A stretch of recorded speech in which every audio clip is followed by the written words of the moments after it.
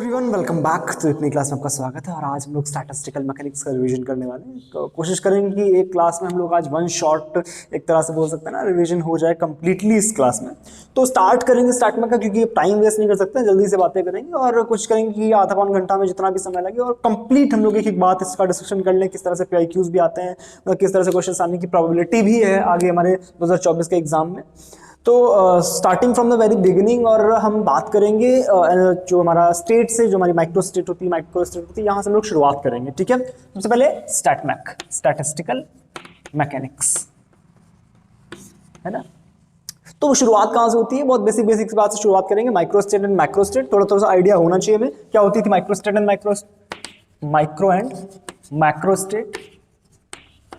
तो macro state क्या होता है? मैक्रो स्टेट का मतलब होता है कलेक्टिव स्टडी। कलेक्टिव स्टडी का मतलब ग्रुप ऑफ पार्टिकल्स है उसकी हम स्टडी कर रहे हैं। बट हम जब माइक्रो स्टेट की बात करते हैं तो यहाँ हम इंडिविजुअल्स की बातें करने लग जाते हैं कि काफी अंदर जाकर के। तो मैक्रो का मतलब होता है ऊपर ऊपर से, माइक्रो का मतलब अंदर अंदर से। ठीक है, तो इसका मतलब है कि अगर हमारे पास एक सिस्टम है उसमें n नंबर ऑफ पार्टिकल्स है in the volume v having energy E, that is a particular macro state. But उसमें भी जो हमारे पास पार्टिकल्स है उसमें से कितने पार्टिकल्स किस एनर्जी स्टेट में है, ये पार्टिकल ये एनर्जी ले रहा है, वो पार्टिकल वो एनर्जी ले रहा है, तो वहां पर हम बात करने लगते हैं माइक्रो स्टेट्स की। सिंपल। अच्छा, अब क्या होता है माइक्रो स्टेट्स का मतलब? सिंपल क्या है कि हमारे पास एक पर्टिकुलर पार्टिकल लिया, अब वो पार्टिकल कहां पर है, ठीक है, क्या उसका मोमेंटम है, क्या उसकी पोजीशन है, क्या उसकी वेलोसिटी है, सारी चीजों की अगर जानकारी है तो उसको क्या बोलते हैं? माइक्रो स्टेट बोलते हैं। ठीक है, तो माइक्रो स्टेट क्या है कि पार्टिकल का हमें पोजीशन और मोमेंटम जब पता है, ठीक है, तो उसको स्पेसिफिकली डिफाइन करना कि क्या इसका मोमेंटम है, क्या उसका पोजीशन है, तो इस सबको साथ में डिफाइन करके पोजीशन और मोमेंटम के टर्म्स में दिखाते हैं। ठीक है, इसको हम फेज स्पेस के टर्म्स में भी समझेंगे किस तरह से होता है। ठीक है, तो ये होती है हमारे पास सिंपल माइक्रो स्टेट। तो माइक्रो स्टेट का सिंपल मतलब क्या है कि हमारे पास जो चीजें हैं पार्टिकल के बारे में जो भी जानकारी है वो हमें पता होनी चाहिए कि ये पार्टिकल इस टाइम पे ये कर रहा है। ठीक है, अब suppose that we have n number of particles in a particular system, तो उसमें से कुछ पार्टिकल्स जो होंगे वो कुछ अलग तरह से बिहेव कर रहे होंगे, कुछ पार्टिकल्स जो होंगे उनकी एनर्जी कुछ ज्यादा होगी, कुछ की कम होगी, तो डिफरेंट पार्टिकल डिफरेंट स्टेट्स में होंगे। ठीक सा, अब हमने क्या किया, उन पार्टिकल्स का सपोज दैट एक पर्टिकुलर टाइम पे जो पार्टिकल्स हैं वो इस तरह से हैं कि एक पार्टिकल यहां पर है इस तरह, हमने सपोज दैट इधर फेज P Q और P के फेज स्पेस के टर्म्स में इसको अगर दिखाना चाहें, सपोज दैट एक पार्टिकल्स की पोजीशनिंग ये है इस तरह से।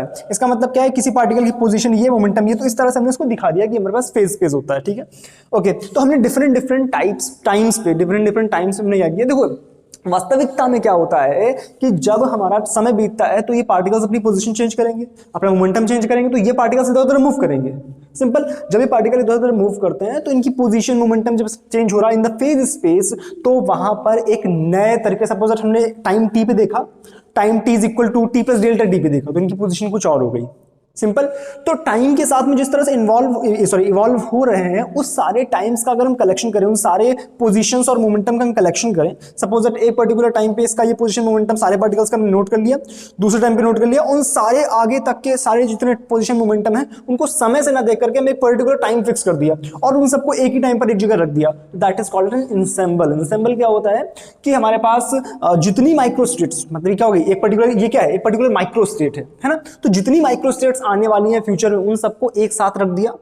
ठीक है, ये माइक्रो स्टेट भी इसी में है और ये माइक्रो स्टेट भी इसी में है, ये वाली माइक्रो स्टेट भी इसी में है, तो इन सारी माइक्रो स्टेट्स को हमने कलेक्टिवली रख के बोल दिया कि दिस इज एन एनसेंबल। क्या है ये? एनसेंबल। सैम्बल, सही है ना, स्पेलिंग चेक कर लेना।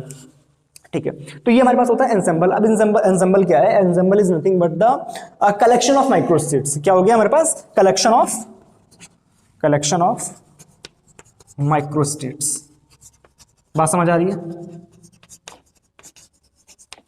ठीक है ना, तो कलेक्शन ऑफ माइक्रो स्टेट्स। ठीक है, अब एनसेंबल जनरली तीन तरह के होते हैं, उसके बीच आएंगे, बट सबसे पहले चूंकि हमने फेज स्पेस की बात करी, पोजीशन और मोमेंटम की बात करी, थोड़ी सी इसकी बात करें। तो फेज स्पेस क्या होता है? फेज स्पेस सिंपली हमारे पास पोजीशन और एक और मोमेंटम का। भाई देखो यार, हमें अगर किसी पार्टिकल के बारे में जानना है तो हम ये जान लें कि पार्टिकल कहां पर है, किस रफ्तार से चल रहा है। साइड सी बात है, हम उसके बारे में सब कुछ, हम रफ्तार पता है तो हम एनर्जी निकाल सकते हैं, एनर्जी पता है तो बाकी और जो भी हमारी फिजिकल क्वांटिटीज होती हैं उनको हम कैलकुलेट कर सकते हैं।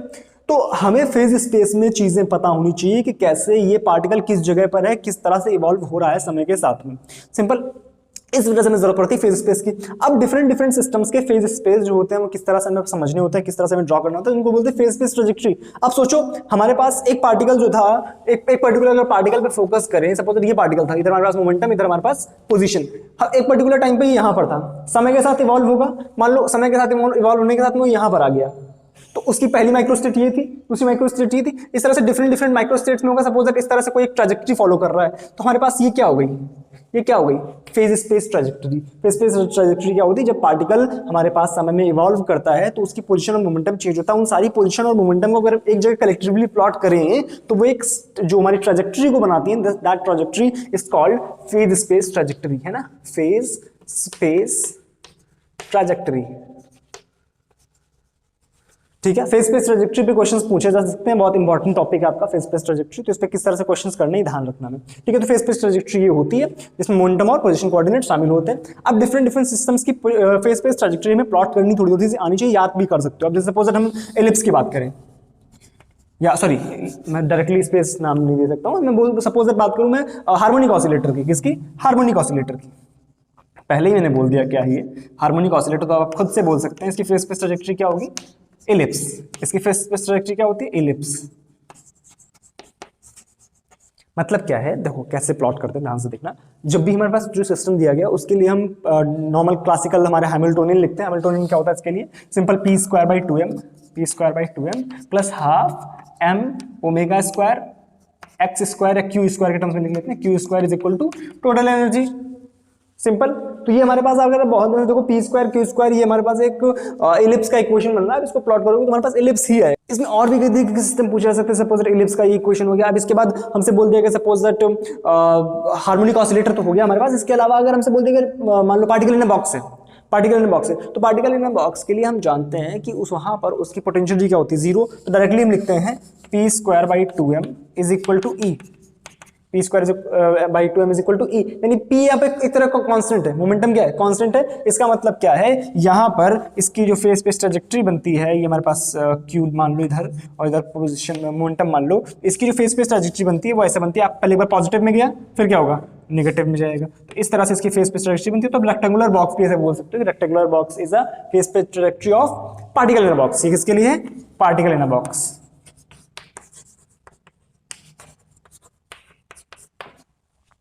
ठीक है ना, तो ये पार्टिकल इन अ बॉक्स के लिए हो गई। अब इसमें ना अगर आपसे सपोज कोई टफ चीज पूछी जा रही है, इस तरह से बोल दिया गया आपसे कि सपोज एक पर्टिकुलर पोटेंशियल दे देगा, v is a function of V X, V is a function of X, और आपने बोल दिया कि आपसे बोल दिया गया what is the phase space trajectory of this potential. मैं टफ क्वेश्चन की बात कर रहा हूं, अगर कुछ दे दिया गया सपोज दैट, हालांकि पूछ जाने की चांसेस कम हो सकते हैं, बट मे भी अगर पूछ लिया जाए तो अगर हमें पोटेंशियल दिया गया तो आप देखा करो कि हो सकता है पोटेंशियल, पहले आप देखो प्लॉटिंग क्या है पोटेंशियल की। ठीक है, मान लो कुछ आपको पोटेंशियल दे दिया गया कि इस तरह का पोटेंशियल है, मान लो मैं डायरेक्टली ग्राफ प्लॉट कर रहा हूं। ठीक है, सपोज दैट मान लो आपसे बोल दिया गया इस तरह का पोटेंशियल है, जहां पर ये इस तरह का पोटेंशियल है, मान लो किस तरह से, इस तरह का पोटेंशियल मान लो है, इस तरह का पोटेंशियल है। ठीक, इस तरह का पोटेंशियल, तो आपने देखना है कि हमें करना क्या एग्जैक्टली यहाँ पर। जैसे जैसे आपने पोटेंशियल प्लॉट किया है वैसे वैसे आप इसका देखो कि जैसे भाई पोटेंशियल का मतलब क्या है, अगर टोटल एनर्जी कांस्टेंट है तो पोटेंशियल घटेगा, मतलब काइनेटिक एनर्जी बढ़ेगी। जब काइनेटिक एनर्जी बढ़ेगी, सोचो यहाँ पर पोटेंशियल घट रहा है, इसका मतलब काइनेटिक एनर्जी बढ़ रही होगी। काइनेटिक एनर्जी बढ़ रही होगी, इसका मतलब क्या है, काइनेटिक एनर्जी बढ़ रही होगी, इसका मतलब क्या है, ऐसे जा रहा होगा। जहां पर पोटेंशियल मिनिमम वहां पर काइनेटिक एनर्जी मैक्सिमम, फिर इसका क्या होगा, ऐसे जाएगा, ऐसे जाएगा। ये हो गया काइनेटिक एनर्जी एक तरफ से, समझ रहे हो। फिर क्या होगा, अपोजिट आएगा, जब अपोजिट आएगा इस तरह से तो हमारे पास क्या हो जाएगा, इस तरह से। समझो, आप देखो किस एनर्जी के लिए हम बात कर रहे हैं। हम अगर इस एनर्जी के लिए बात कर रहे थे, सपोज इस एनर्जी के लिए बात कर रहे थे, तो हमारे पास ये चीज पॉसिबल है। सपोज हम इस एनर्जी के लिए बात कर रहे हैं, सपोज इस एनर्जी के लिए बात कर रहे हैं। ठीक है, तो आप देखो कि एग्जैक्टली कर पूछ क्या रहा है, यहां से यहां तक हमारे पास एनर्जी घटी तो पोटेंशियल एनर्जी बढ़ी तो काइनेटिक एनर्जी, मैं क्या बोल रहा हूँ, पोटेंशियल एनर्जी घटी तो काइनेटिक एनर्जी बढ़ी। ठीक है, काइनेटिक एनर्जी बढ़ी, काइनेटिक एनर्जी बढ़ी, इसका मतलब कहाँ से थी, ये हमारा आ रहा था इन्फिनिटी से, इसका मतलब जीरो से मान लो। ठीक है, यहां से यहां तक हमारे पास पोटेंशियल एनर्जी, यहां से यहां तक पोटेंशियल एनर्जी घटी, इसका मतलब काइनेटिक एनर्जी बढ़ी, सिंपल। अब क्या है, अब क्या, ये तो हमारा स्टेट मानी जाएगी। इसके बाद डायरेक्टली क्या है, ये तो हमारे पास यहाँ क्या आएगा, इस तरह से, इस तरह से, समझ रहे हो, इस तरह से। फिर इधर हमारे पास ये वाला, हमारे पास ये पोटेंशियल बढ़ रही, इसका मतलब काइनेटिक एनर्जी घट रही, इस तरह से। इसका अपोजिट बना दो इस तरह से, इस तरह से, समझ रहे हो? तो हमारे पास कुछ इस तरह से आप मान सकते हो कि इसका जो बन रहा होगा ना, इस तरह से हमारे पास की फेस पे ट्रैजेक्टरी कुछ कुछ बन रही होगी। तो मैं एक मोटा मोटा आइडिया दे रहा हूँ कि आप थोड़ा थोड़ा सा देख करके आइडिया लगा सकते हो कि कैसे फेस पे ट्रैजेक्टरी। इसमें टफ क्वेश्चन आपसे पूछा नहीं जाएगा, लेकिन फिर भी अगर थोड़ा सा पूछ लिया जाए तो हमें आइडिया होना चाहिए कि एग्जैक्टली करना क्या है। क्लियर है यहाँ तक? अच्छा, तो ये हमने बात करी फेस पे ट्रैजेक्टरी के बारे में, कैसे क्या हमें प्लॉट करना होता है। सपोज दैट आपसे पार्टिकल अंडर ग्रेविटी की बात करें, तो पार्टिकल अंडर ग्रेविटी का मतलब क्या है? पार्टिकल अंडर ग्रेविटी का मतलब है हमारे पास उसका पोटेंशियल लिखो, काइनेटिक एनर्जी लिखो। तो हमारे पास देखो हमारे पास सिंपल पार्टिकल है, तो उसके लिए आप याद भी रख सकते हो पैराबोला। किसके लिए? पार्टिकल अंडर ग्रेविटी के लिए। पार्टिकल अंडर, मैं ज़्यादा अब इस नहीं जा रहा हूँ डीप में, ठीक है? पार्टिकल अंडर वरना पूरा नहीं हो सकता है आज, ठीक है? पार्टिकल अंडर ग्रेविटी, ठीक। आगे बढ़ते हैं थोड़ा सा रफ्तार में, आप इसके लिए प्लॉट करके खुद से देख सकते हो। सिंपल सी इसकी इक्वेशन लिखोगे, देखोगे उसका जो इक्वेशन आएगा दैट विल बी पैराबोला, ठीक है? चलते हैं आगे। अब क्या बात करते हैं, हम थोड़ी सी एंसेंबल पे वापस आते हैं। एंसेंबल हमारे पास तीन तरह के होते हैं। एंसेंबल हमारे पास तीन कौन कौन से होते हैं? पहले माइक्रो कैनोनिकल एंसेंबल, फिर कैनोनिकल एंसेंबल, फिर हमारे पास ग्रैंड कैनोनिकल एंसेंबल। जनरली हमें माइक्रो कैनोनिकल और कैनोनिकल की बातें करनी होती है, और स्पेसिफिकली मोस्टली क्वेश्चन जो आते हैं वो कैनोनिकल एंसेंबल से ही आते हैं, तो उस पर हम थोड़ी सी चर्चा करते हुए आगे बढ़ेंगे, ठीक साहब? ध्यान से देखो, हमारे पास सबसे पहले बात करते हैं थोड़ी सी माइक्रो कैनोनिकल एंसेंबल की। तो एंसेंबल हमारे पास तीन टाइप के हैं। कौन कौन से? माइक्रो कैनोनिकल, फिर कैनोनिकल, फिर ग्रैंड कैनोनिकल।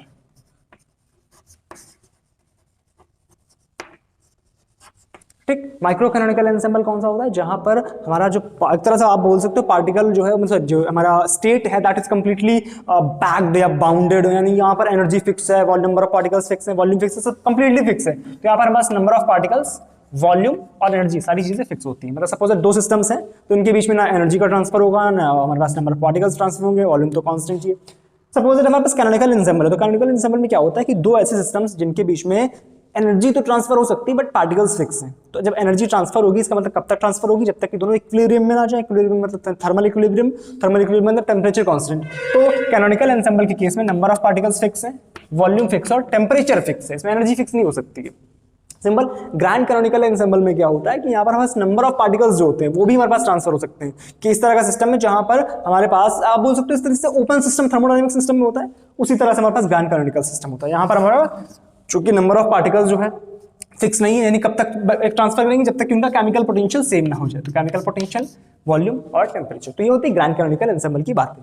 जनरली हमें माइक्रो कैनोनिकल और कैनोनिकल पे बातें करनी होती है। माइक्रो कैनोनिकल एंसेंबल में हमारे पास चूंकि number of particles fix, energy fix और वॉल्यूम भी फिक्स है, तो अगर सपोज तुम्हें कोई ऐसा सिस्टम दिया जा रहा है जहां पर एनर्जी की आप कंस्ट्रेंट दे दें कि एनर्जी ना फिक्स है, कि एक सिस्टम है जहां पर एनर्जी फिक्स है, एनर्जी फिक्स है और that is suppose that 4E, ठीक। अब थोड़ी सी इसी में पार्टिकल फिलिंग की भी बातें करेंगे और साथ में हम लोग उसी में जो हमारे पास डिफरेंट स्टैटिस्टिक्स होती हैं, मैक्सवेल, बोल्ट्जमैन, बोज-आइंस्टाइन और फर्मी डिराक स्टैटिस्टिक्स, इसी में लाने का हम प्रयास करते हैं, ठीक है। इसी में साथ में इंट्रोड्यूस करते हुए इधर चलते हैं, ठीक है। इधर साफ कर लेता हूं और इधर इंट्रोड्यूस करेंगे हम लोग हमारी जो स्टैटिस्टिक्स हैं, ठीक है। साथ में थोड़ा सा रिलेट करते हुए चलेंगे, ठीक है। कौन कौन से हमें स्टैटिस्टिक्स देखनी होती है? हमें देखनी होती है हमारे पास मैक्सवेल, बोल्ट्जमैन, मैं फुल फॉर्म नहीं लिख रहा हूं पूरा, ठीक है। हमारे पास दूसरी होती है फर्मी डिराक और तीसरी होती है बोज-आइंस्टाइन, ठीक। मैक्सवेल, बोल्ट्जमैन किसके लिए लगती है? जो हमारे पास पार्टिकल क्लासिकल होते हैं। किसके लिए लगती है? Classical particles. तो क्लासिकल होते हैं मतलब ये डिस्टिंग्विशेबल भी होते हैं। कैसे होते हैं? डिस्टिंग्विशेबल भी होते हैं। बट जब फर्मी डिराक की बात करते हैं तो फर्मी डिराक जो होते हैं वो क्वांटम पार्टिकल्स के लिए लगते हैं, क्वांटम पार्टिकल्स, और इनडिस्टिंग्विशेबल, इनडिस्टिंग्विशेबल। बोज-आइंस्टाइन भी क्वांटम पार्टिकल्स के लिए और इनडिस्टिंग्विशेबल। सिंपल। थोड़ा सा आप याद रखो, चूंकि हमारे पास वो क्वांटम पार्टिकल्स है तो उनके लिए वेव फंक्शन भी होगा। सिंपल। तो आप वेव फंक्शन की भी बातें याद रख सकते हो कि हमारे पास जो बोज-आइंस्टाइन होता है उसके लिए जो वेव फंक्शन होता है वो असिमेट्रिक होता है, और फर्मी डिराक के लिए सिमेट्रिक वेव फंक्शन होता है। इसके लिए जो वेव फंक्शन है दैट इज सिमेट्रिक, और इसके लिए जो वेव फंक्शन है Sai that is asymmetric, asymmetric, ठीक है, असिमेट्रिक। सिंपल। अब इनके डिफरेंट फॉर्मूले होते हैं पार्टिकल फिलिंग के। वो पार्टिकल फिलिंग का मतलब क्या होता है, थोड़ा सा भले ही हमारी वन शॉट क्लास है बट मैं थोड़ा सा इसमें आपको बताना चाहूंगा क्योंकि यहाँ से क्वेश्चन बनते बढ़िया से क्वेश्चन बन सकते हैं, ठीक है। तो वास्तविकता में आपने करना क्या है कि जब भी आपको पार्टिकल्स दिए गए सबसे पहले आइडेंटिफाई करो किस तरह के पार्टिकल्स हैं, वो क्लासिकल हैं या क्वांटम है। सिंपल सुनना स्टेप बाय स्टेप कि हमारे पास पार्टिकल किस तरह के दिए गए, क्वांटम है वो क्लासिकल है। आपने आइडेंटिफाई कर लिया कि हाँ भाई ये तो क्वांटम पार्टिकल्स हैं, ठीक। अब उसमें से देखो वो पार्टिकल्स जो क्वांटम हैं वो हमारे पास किस तरह के, फर्मियंस हैं, बोसॉन्स हैं। फर्मियंस मतलब वो हमारे पास जो क्वांटम पार्टिकल्स में एक बात बताते हैं कि वो इनडिस्टिंग्विशेबल होंगे, बट फर्मियंस के बारे में क्या होता है, फर्मियंस इस तरह के पार्टिकल्स होते हैं जो हमारे पास बोल सकते हैं कि एक एनर्जी स्टेट में एक ही आ सकते हैं, जो हमारे पास पॉली एक्सक्लूजन प्रिंसिपल को फॉलो करते हैं, जो हमारे पास पॉली एक्सक्लूजन प्रिंसिपल को फॉलो करते हैं। बट बोस-आइंस्टाइन स्टैटिस्टिक्स होती है, जो बोसॉन्स होते हैं वो हमारे पास पॉली एक्सक्लूजन प्रिंसिपल को फॉलो नहीं करते। तो आप इसमें लिख सकते हो ऐसे कि फॉलो पॉली एक्सक्लूजन प्रिंसिपल, ठीक है। ये क्या होता है, डोंट फॉलो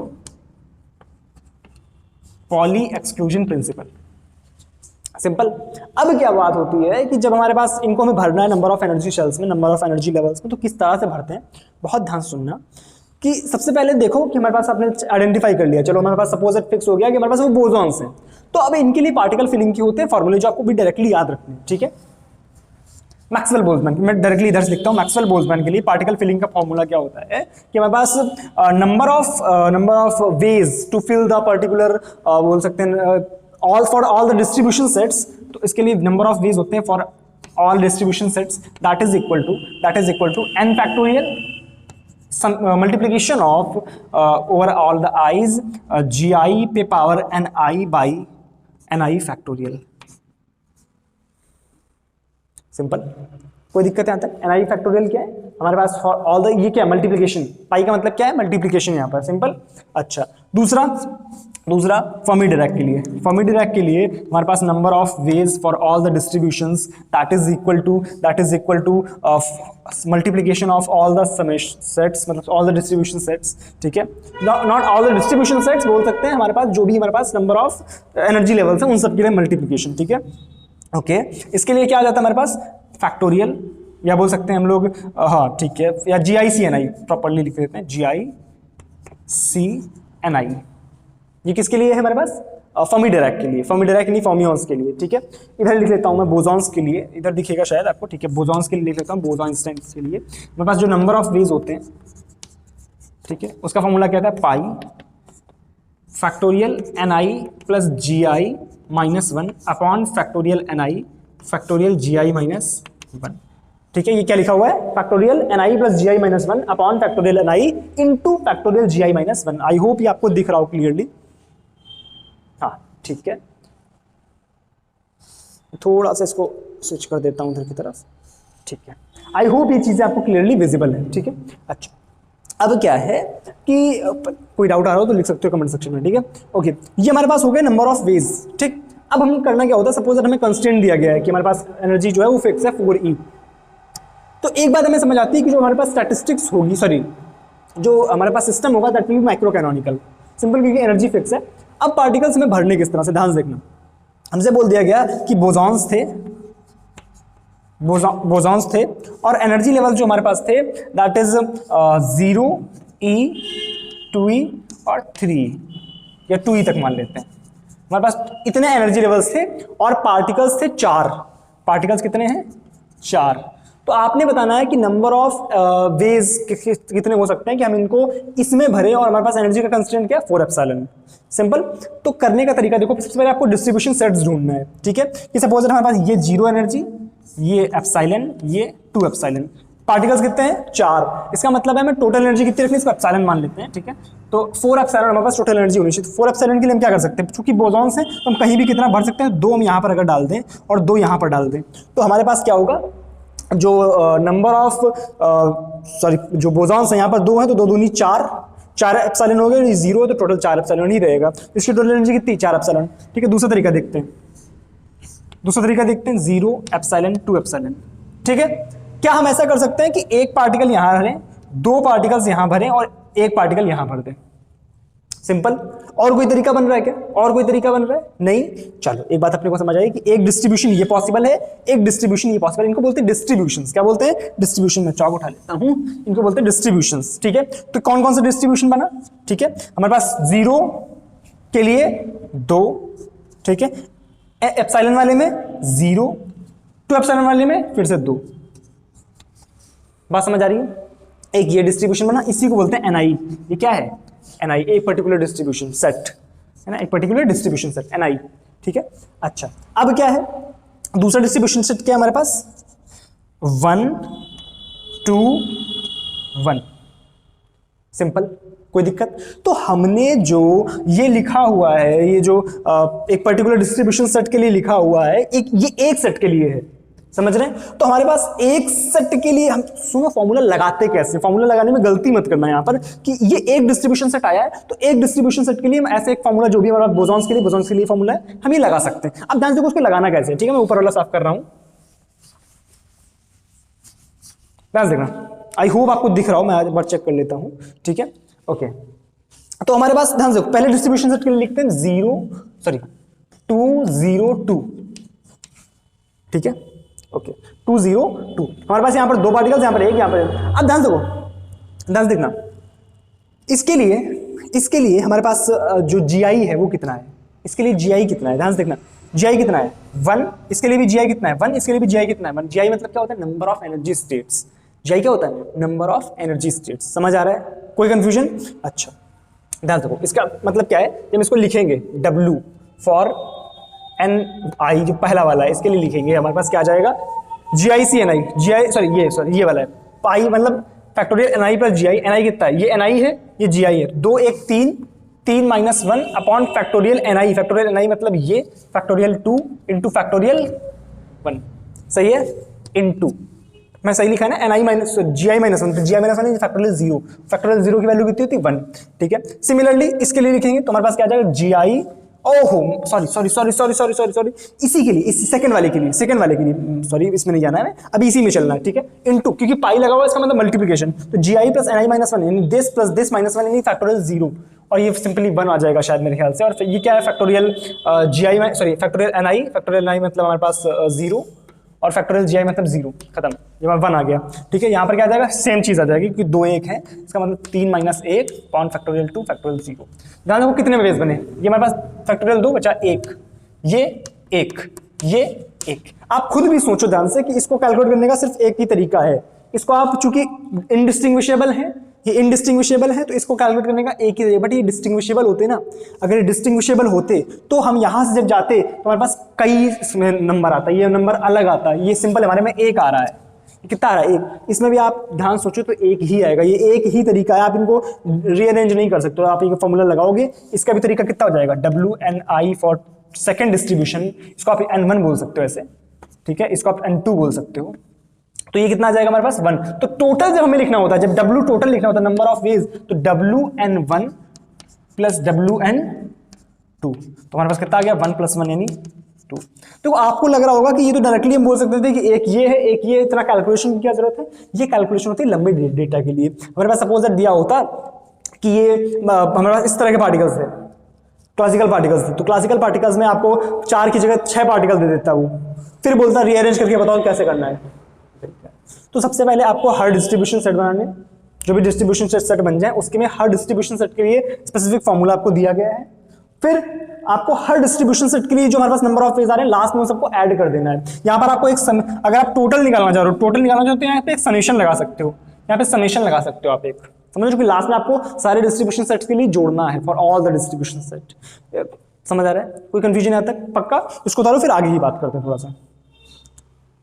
इसी में अगर माइक्रोकैनोनिकल की अगर हम बात करें, तो यहाँ पर अगर आपको एंट्रोपी वगैरह पूछ ली जाए, तो सिंपल आपको क्या करना है? एंट्रोपी S = K/ln, यहाँ पर आप लिख सकते हो कि टोटल नंबर ऑफ माइक्रोस्टेट्स, या इसी को बोलते हैं गामा। इसे क्या बोलते हैं? गामा, F नहीं गामा, ठीक है। तो K/ln gamma is the total entropy. अब इसमें जब आप ये एक जनरल फॉर्मूला इसके लिए कैलकुलेट करते हो फॉर WNI, और उसको आप रखते हो, तो वहाँ पर एंट्रोपी का जो रिलेशन निकल करके आता है, उसको मैं डायरेक्टली आपको लिखता हूँ, ठीक है। ये रिलेशन आप याद कर लो, तो इससे ना काफी याद कर लेना, ठीक है। इससे आपको काफी कुछ क्वेश्चन है उसमें काफी आसानी हो सकती है कि डायरेक्टली आपने वैल्यू पुट करी और आपको डायरेक्टली एंट्रोपी पता चल गई किसके लिए क्या है, किसके लिए कम ज्यादा, ठीक है। तो एक आसानी हो जाती है, ठीक है। तो S का हमारे पास एक्सप्रेशन क्या आता है, मैं डायरेक्टली आपको एक्सप्रेशन लिखता हूँ, ठीक है। इसका जो एक्सप्रेशन आता है S/K से हमारे पास रिलेशन बनता है, that is summation of NI, ठीक है, alpha plus beta E I, ठीक है, plus G I by A ln 1 plus A E to the power minus alpha minus beta E I. ये एक रिलेशन होता है, ये जनरली एंट्रोपी कैलकुलेट करने के लिए यूज होता है। यहाँ पर ए जो होता है that is different for different statistics. अगर हम ए की बात करें तो A is equal to zero for Maxwell Boltzmann statistics, ठीक है। A is equal to -1 for Bose Einstein statistics, और A is equal to +1 for Fermi Dirac statistics. तो आप अगर बहुत ध्यान से देखो, आप यहाँ पे ए की वैल्यू 0 डालोगे तो आपको लगेगा ये टर्म इन्फिनिटी की तरफ जाएगा, बट ऐसा नहीं है। यहाँ पर आपको लॉग की एक प्रॉपर्टी लगानी है कि अगर हमारे पास ए, या आप बोल सकते हो कि x is tending to 0, then we can say ln 1 plus x is approximately x। Simple. तो अगर यहाँ पर a चूंकि 0 की तरफ जा रहा है तो ये टर्म 0 की तरफ जा रहा है, इसका मतलब इस प्रॉपर्टी को जब हम मैक्सवेल बोल्ट्जमैन के लिए लिखेंगे तो बस ln 1 plus A E to the power minus alpha minus beta E I, इसको हम लोग लिख सकते हैं, ये केवल टर्म x बचेगा, यानी A E raise to power minus alpha minus beta E I. यहाँ पे अल्फा क्या है, यहाँ पे अल्फा क्या है हमारे पास, माइनस म्यू बाई के टी, और बीटा क्या है 1 बाई के टी। सिंपल। अब आप देखो तो यहाँ पर ए से कैंसिल हो जाएगा और बचेगा हमारे पास एक पर्टिकुलर टर्म स्पेसिफिक। तो हम वो देख सकते हैं किसके लिए एंट्रोपी कम, किसके लिए ज्यादा, तो डिपेंड करता है किसके लिए हमें पूछा जा रहा है, ठीक है। अच्छा, इसके बाद इसी में एक फॉर्मूला आता है जो प्रेशर कैलकुलेट करने के लिए यूज होता है, कि प्रेशर मतलब उसमें डायरेक्टली पीवी बाई के टी का एक रिलेशन आता है। पीवी बाई के टी का रिलेशन हमारे पास क्या होता है, इसको मैं डायरेक्टली लिखता हूँ समेशन एक्सपोनेंशियल, जैसे मैं चेक कर लेता हूँ, ठीक है। एन आई क्या था इसका रिलेशन, हाँ 1 by A summation G I exponential, हमारे पास नहीं एक्सपोनेंशियल नहीं एल एन है, sorry, log 1 plus A E to the power minus alpha minus beta E I.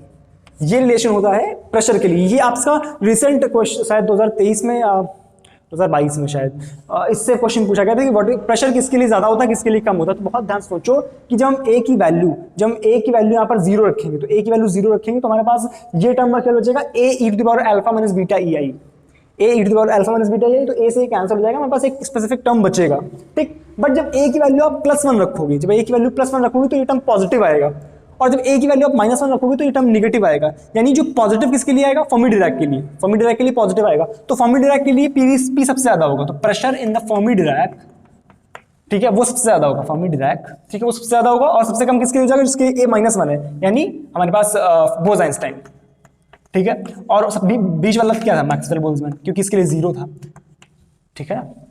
तो सबसे कम जो प्रेशर होता है फॉर बोज आइंस्टाइन होता है, मैक्सवेल बोल्ट्जमैन के लिए जो होता है मिड में होता है, और फर्मी डिराक के लिए सबसे लास्ट में होता है। ये आपका क्वेश्चन अभी 2023 में पूछा गया था। सिंपल। तो जो भी थर्मोडायनामिक क्वांटिटी हमसे पूछी जा रही है हम इजीली कैलकुलेट कर सकते हैं। सपोज हमसे हेल्महोल्ट्ज फ्री एनर्जी पूछ ली गई तो हमें डायरेक्टली रिलेशन पता है, A is equal to U minus T S.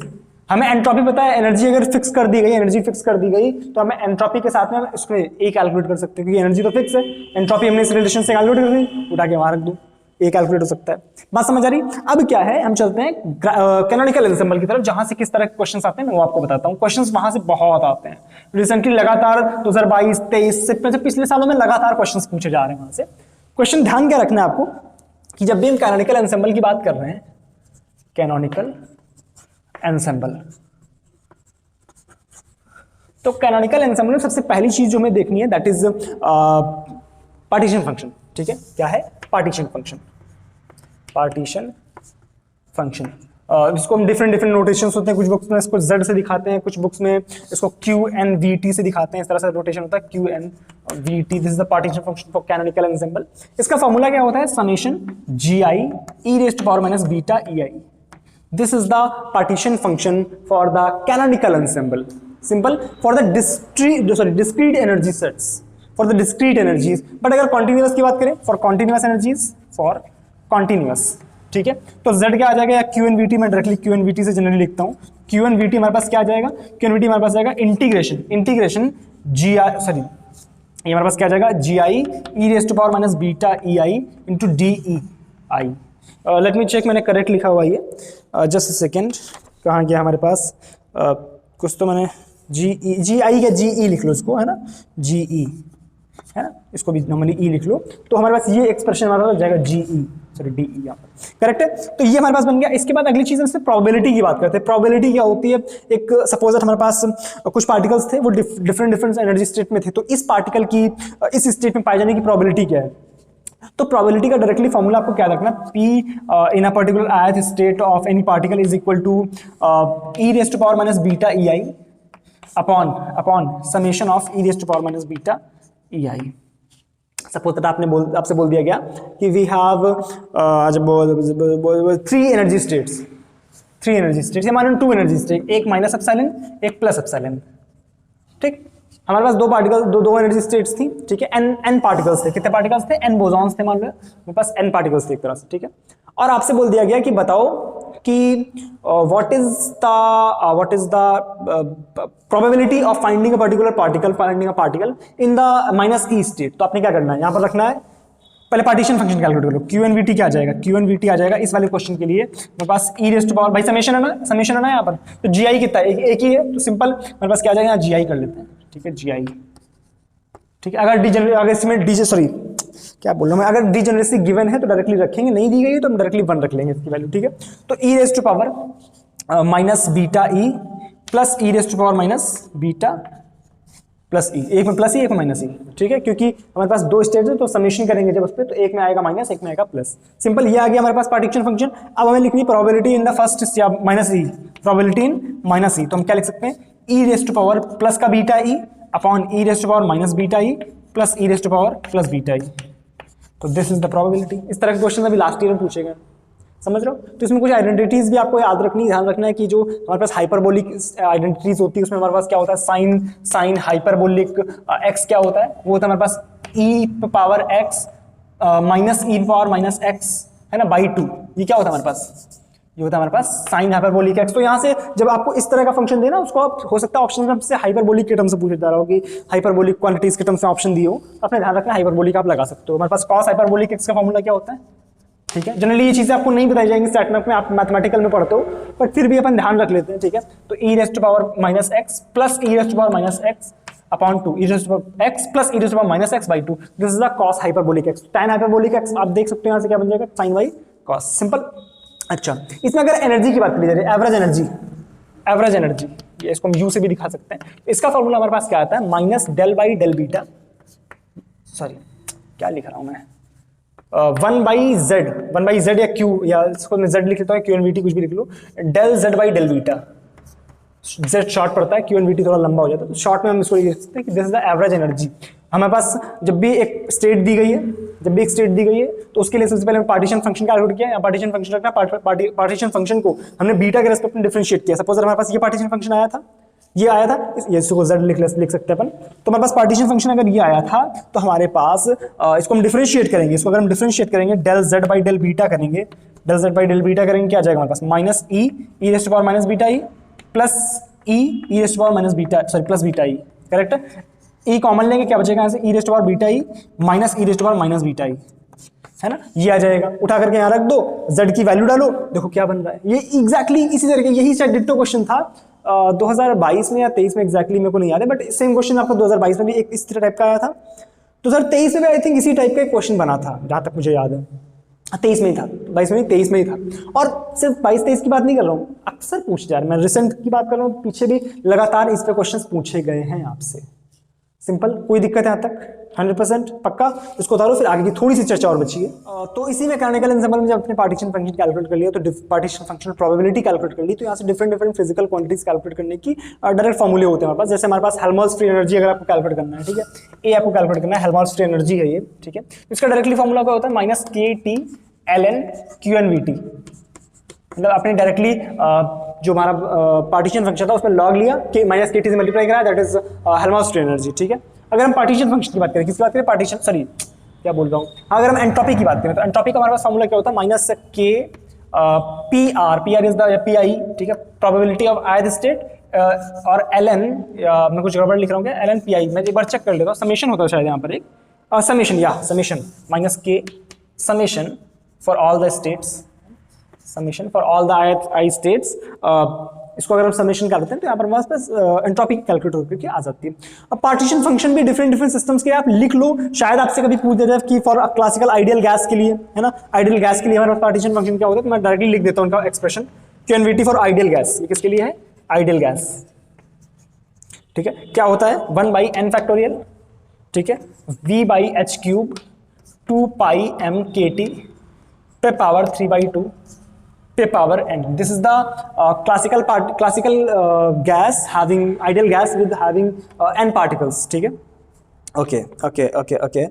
इसके बाद इसमें मैं इतना ही रखता हूँ, ठीक है. इसके बाद एक आध चीजें इसमें और जो पूछी जाती हैं, that is of the density of states. Density of states पे आपसे पूछा जा सकता है कि क्या होती है डेंसिटी ऑफ स्टेट. तो आपने डायरेक्टली डेंसिटी ऑफ स्टेट्स और नंबर ऑफ फेस शेल समझ रहे हो ना, कि जो हमारे पास एक फेस बना, उसमें एक पर्टिकुलर जो शेल बन रही है उसको बोलते हैं फेस शेल. एक पर्टिकुलर माइक्रो स्टेट को कवर करती हुई जो एक शेल बनती है उसको बोलते हैं फेस शेल. ठीक है, तो उसको क्या उसके नंबर्स होते हैं, कैसे कैलकुलेट करते हैं, किस तरह से वो एनर्जी पे डिपेंडेंट होती है, इसके रिलेशन आपसे पूछ जाते हैं. ठीक है, तो सबसे पहले हम फेस की बात करते हैं, सॉरी डेंसिटी ऑफ स्टेट्स की बात करते हैं. डेंसिटी ऑफ स्टेट्स डायरेक्टली मैं शॉर्ट ट्रिक लिख रहा हूं याद रखने की. ठीक है, डेंसिटी ऑफ स्टेट्स इसको हम जनरली जीई से भी दिखा सकते हैं, वही डेंसिटी ऑफ स्टेट्स, सिंपल. तो किस तरह से डिपेंड करती है हमारे पास ई पे, तो that is directly proportional to E raised to power D by S minus 1. This is the formula, short trick बोल सकते हैं आप. ठीक है, डी क्या है, डायमेंशन. सपोज 1D के लिए बात करें, 2D के लिए बात करें, तो आप समझ सकते हो 1D 2D 3D के लिए 1 2 3 हो सकता है. एस क्या होता है, सपोज जिस भी सिस्टम के लिए हमसे बोला जा रहा है, सपोज हमसे फ्री पार्टिकल के लिए बोला गया, तो फ्री पार्टिकल के लिए क्या होता है, p²/2m, यही होती है टोटल एनर्जी. तो P और E में किस तरह से रिलेशन होता है, ये जो S पावर होती है P की, दैट इज S. तो यहाँ पे S की वैल्यू कितनी है 2, तो P की power in the PE relation that is S.